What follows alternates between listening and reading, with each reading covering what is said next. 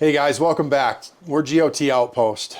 Today we're talking about temperature ratings of sleeping bags and how important it is to really know what that number on your bag means. It doesn't necessarily, if it's a 15 degree bag, it doesn't necessarily mean it's going to keep you warm when it's 15 degrees outside. Yeah, because the biggest trap people fall into in shopping for sleeping bags is trusting that temperature. Yep, I've done it. Yeah.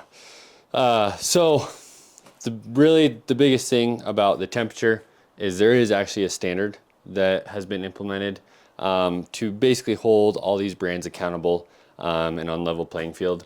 So what that is, it's called the ISO rating system. It's international.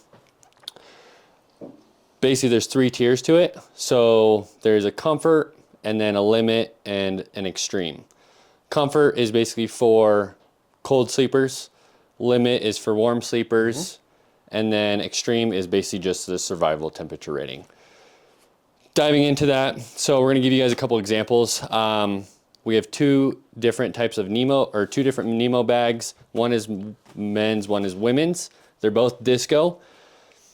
The men's is a limit rating because men typically are warmer sleepers, so they're gonna fall into the limit rating.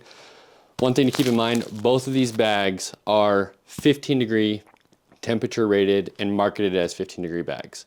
But you need to look into the fine print. It says 15 degrees, but this is the limit rating. So the comfort rating is actually only 25. So if you're a cold sleeper and you're a man, make sure that you keep that in mind. Extreme rating is negative 21 degrees. So that is just survival. Women's bag, same thing, 15 degree, but this is the comfort rating. So the limit rating is 5 degrees, and then the extreme rating is negative 31.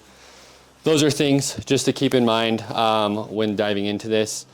A lot of manufacturers do not actually get their products tested through the ISO rating system.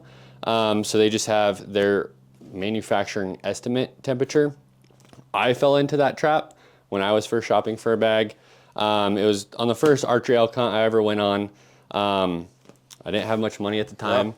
So I was trying to be super cost effective, try and get a light, small, compact bag, and it said 20 degrees. And I was like, oh, perfect. It's not supposed to get below 35. I'll be good. And it was 35 degrees, and I froze my butt off. Yeah. I was miserable. So really, I would highly recommend when you're shopping for a sleeping bag, make sure it's ISO rated because you can trust the temperature rating. So how ISO rating is conducted and how that standard is created is they take a mannequin that has thermal sensors in it and they dress it in base layers and put it in a sleeping bag, and then they regulate the body temperature inside that bag to then get the comfort, limit, and extreme temperatures. It's a great way to verify the temp and make sure that you're comfortable on your adventure, because the last thing you want is to spend and invest the money into a bag and realize it is not what it was meant to be. Yeah, and it really, I mean, if you get the wrong bag in the wrong conditions, it can absolutely ruin your trip. You know, I can't imagine being backpacked in. Well, I can because it happened to me. Backpack in a long ways and then find out you're not equipped for the right temperatures. And the only choice you have, if you don't have the right clothes to add on to the bag, is to pack out. So the last thing you want to do is have that happen to you. So And a safety thing. And a safety thing. That's absolutely right. Because if it's manufactured and estimated, you don't know what the extreme is. Like if you're going into unpredictable conditions, I mean, most mountain camping, if you're doing any sort of backcountry, we've been in September and it says it's going to be a low of 35 and you get snow and it's 5 degrees out. And you just want to make sure that you're properly equipped for comfort and safety. That's right. Diving into that next episode, we're going to talk about sleeping pads. So it's another huge factor in making sure that you're comfortable and warm in the conditions that you may encounter in your adventures.